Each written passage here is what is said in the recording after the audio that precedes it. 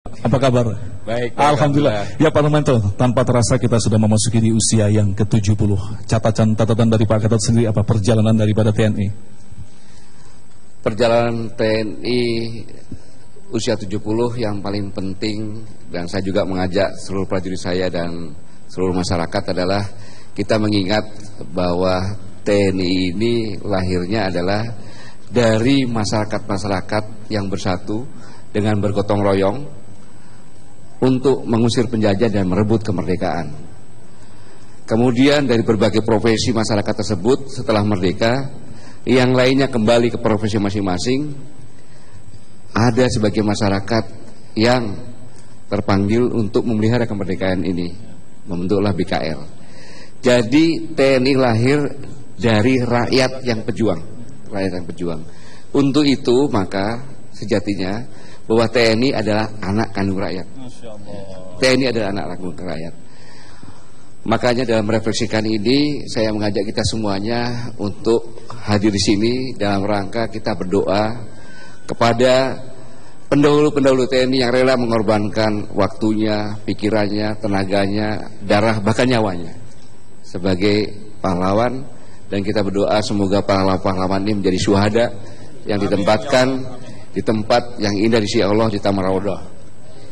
Dan momentum ini juga kita mendoakan kepada para sesepuh-sesepuh yang sudah berjuang mengukir sehingga TNI hebat seperti sekarang ini.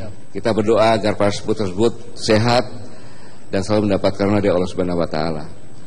Lalu bagaimana TNI-nya? Sesuai dengan tema yang disampaikan bahwa TNI bersama rakyat kuat, hebat dan profesional. Kuat, hebat dan profesional, siap mewujudkan Indonesia yang berdaulat. Yang pertama kali berdaulat dulu, kemudian mandiri dan berkepribadian. Karena tanpa rakyat, kata kuncinya TNI tidak punya siapa-apa. Kemudian dalam bentuk persiapan besok yang hari jadinya di hari Senin besok, hari puncaknya dengan acara-acara yang luar biasa sekali, gelar peralatan kekuatan kita miliki, peralatan perang, kemudian juga ada yang menarik, ada pesta rakyat di situ. Ini menarik sekali Pak Gatot, mungkin bisa diceritakan kepada kita. Jadi latar belakangnya adalah kebijakan Presiden bahwa Indonesia menjadi poros maritim dunia. Dengan menjadi poros maritim dunia, laut kita, udara kita menjadi terbuka, maka satu keharusan bahwa TNI Angkatan Laut harus memiliki keunggulan di laut dan TNI Angkatan Udara mempunyai keunggulan di udara. Tanpa itu justru kita menjadi mainan dari negara-negara lain. Maka dalam hari ulang tahun TNI yang ke-70 dilakukan di Cilegon, karena saya perintahkan Kasar sama Kasar untuk mencari tempat yang sekaligus bisa parade defile, bisa disaksikan pertempuran laut dan udara dengan menggunakan bom beneran. Itu tidak ada tempat lain kecuali Teluk Tomini sama yang di Pantai Dakyat. Maka dilakukan di sana. Yang menarik adalah besok akan dipertontonkan demonstrasi pertempuran udara dengan peluru betulan, pertempuran laut dengan peluru betulan, dan ini tidak bisa dilakukan di tempat lain kecuali dua tempat ini. Masyarakat bisa menyaksikan langsung di situ, bisa datang. Karena TNI milik rakyat, maka apa pembangunan TNI ini harus diketahui oleh rakyat sebagai pemiliknya, ownernya.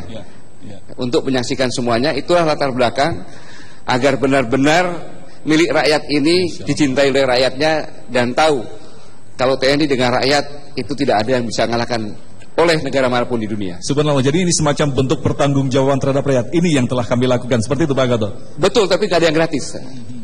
Gak ada yang gratis. Kita beri tahu bagaimana kekuatan Angkatan Udara, bagaimana kekuatan Angkatan Laut. Kalau ingin hebat lagi, berikan kepada TNI persenjataan, pesawat, kapal perang, kapal selam yang terhebat. Ini maksudnya, jadi tidak ada yang gratis gitu Mas. Kekuatan itu mahal, begitu maksudnya. Kekuatan itu mahal dan harus ada dalam kondisi yang sekarang ini. Akan disaksikan oleh Presiden dan seluruh anggota DPR diundang, masyarakat diundang. Kalau Presiden, DPR, semua rakyat setuju, pasti kita besarkan Angkatan Laut jadi hebat. Ya Pak Gatot, berbicara tentang kekuatan yang sangat mahal, apakah kita sudah mencapai pada level bukan sempurna barangkali ya, sudah dikatakan bagus seperti itu, bahwa kita cukup kuat untuk mempertahankan itu? Kita kuat, tetapi ancaman juga berkembang. kondisi regional atau global pun berkembang, maka kita harus memposisikan kita juga mengikuti perkembangan dan ancaman tersebut lebih besar lagi. Baik Pak Gatot, yang terakhir barangkali ingin disampaikan di ulang tahun yang ke-70 ini khususnya untuk masyarakat pemirsa Damai Indonesiaku, silakan Pak Gatot. Untuk seluruh masyarakat, bahwa bangsa kita ini adalah bangsa yang besar.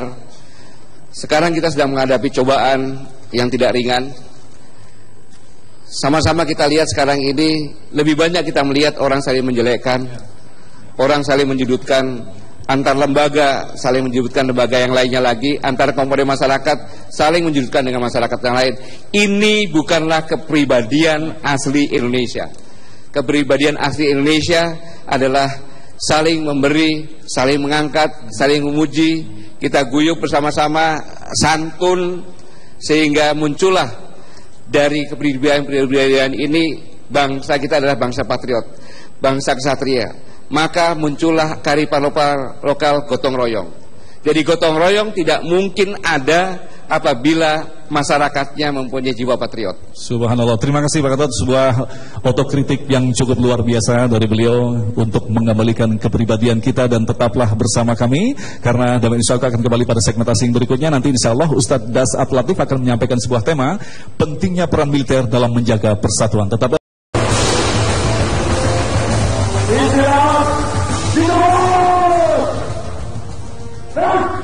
sebagai negara kesatuan yang terdiri dari ribuan pulau, Indonesia menjadi daya tarik tersendiri bagi masyarakat luar. Betapa tidak, sumber daya alam yang berlimpah menjadi incaran bangsa lain untuk mengeruk dan menguasainya. Jelas, ini bisa mengganggu kenyamanan kehidupan berbangsa di republik kita yang kaya ini. Dibutuhkan kekuatan militer yang solid dan berani dalam menegakkan setiap pelanggaran yang bisa mengganggu stabilitas keamanan negara. Tentara Nasional Indonesia sebagai garda terdepan dalam menghadapi gangguan keamanan dan garis batas kepulauan negeri ini tentunya memiliki tugas dan tanggung jawab yang sangat berat. Sejatinya amanah ini harus dibangun atas dasar nasionalisme dan menjaga keutuhan bangsa adalah juga bagian dari ibadah. Kalau ini sudah tertanam dalam hati, sudah jelas bahwa setiap jengkal yang bisa mengganggu kedaulatan bangsa harus ditindak. Islam telah menegaskan bahwa nasionalisme dan cinta tanah air adalah bagian dari keimanan, sebagaimana kita menjaga Islam sebagai sebuah keyakinan yang kita yakini. Dan bukan tidak mungkin, gangguan bisa dan akan datang dari sisi mana saja. Kewaspadaan harus terus ditingkatkan, supaya tidak terjadi perpecahan dan kehancuran. Sejarah telah banyak mencatat dan menjadi pelajaran buat kita yang masih hidup ini, bahwa ada cita-cita yang harus diteruskan dari para pejuang bangsa kita terdahulu, dengan segala pengorbanannya dalam mempertahankan negeri nan elok dan subur ini, supaya menjadi bangsa yang mandiri, tidak terjajah terus-menerus, dan menjadi bangsa yang maju.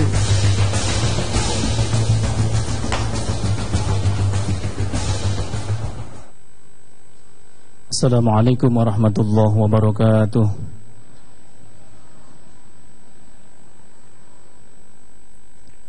A'udzu billahi minasy syaithanir rajim.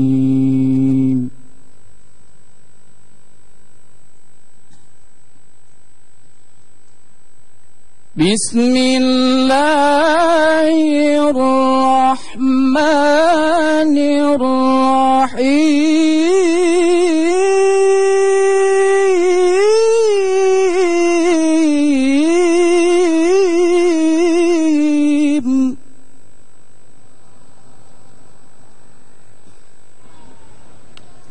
Wa kaifa akhafu ma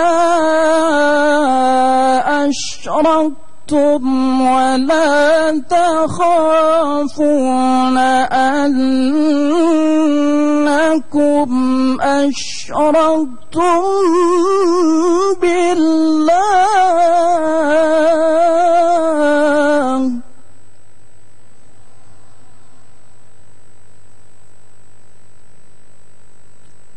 أشركتم بالله ما لم ينزل به عليكم سلطانا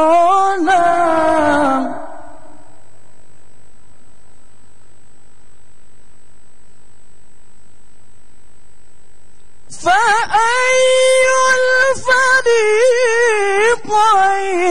أحق بالأمن إن كنتم تعلمون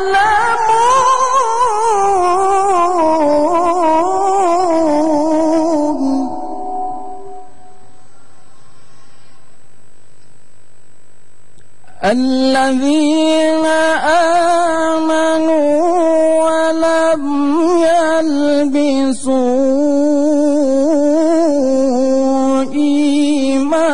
إيمانهم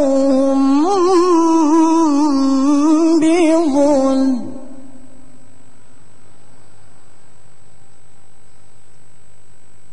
ولم يلبسوا إيمانهم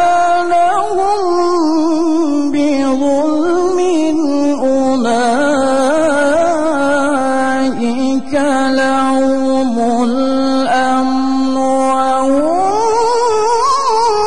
مهتدون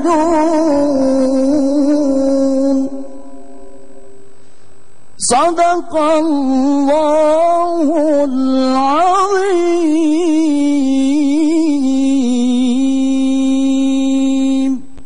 Assalamualaikum warahmatullahi wabarakatuh.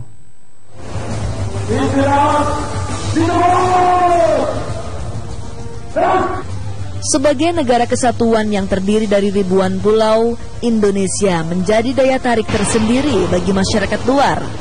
Betapa tidak, sumber daya alam yang berlimpah menjadi incaran bangsa lain untuk mengeruk dan menguasainya. Jelas ini bisa mengganggu kenyamanan kehidupan berbangsa di republik kita yang kaya ini. Dibutuhkan kekuatan militer yang solid dan berani dalam menegakkan setiap pelanggaran yang bisa mengganggu stabilitas keamanan negara. Tentara Nasional Indonesia sebagai garda terdepan dalam menghadapi gangguan keamanan dan garis batas kepulauan negeri ini tentunya memiliki tugas dan tanggung jawab yang sangat berat. Sejatinya amanah ini harus dibangun atas dasar nasionalisme dan menjaga keutuhan bangsa adalah juga bagian dari ibadah. Kalau ini sudah tertanam dalam hati, sudah jelas bahwa setiap jengkal yang bisa mengganggu kedaulatan bangsa harus ditindak. Islam telah menegaskan bahwa nasionalisme dan cinta tanah air adalah bagian dari keimanan, sebagaimana kita menjaga Islam sebagai sebuah keyakinan yang kita yakini. Dan bukan tidak mungkin, gangguan bisa dan akan datang dari sisi mana saja. Kewaspadaan harus terus ditingkatkan, supaya tidak terjadi perpecahan dan kehancuran. Sejarah telah banyak mencatat dan menjadi pelajaran buat kita yang masih hidup ini, bahwa ada cita-cita yang harus diteruskan dari para pejuang bangsa kita terdahulu, dengan segala pengorbanannya dalam mempertahankan negeri nan elok dan subur ini, supaya menjadi bangsa yang mandiri, tidak terjajah terus-menerus, dan menjadi bangsa yang maju. Baik, terima kasih pemirsa, masih bersama kami Damai Nusaku.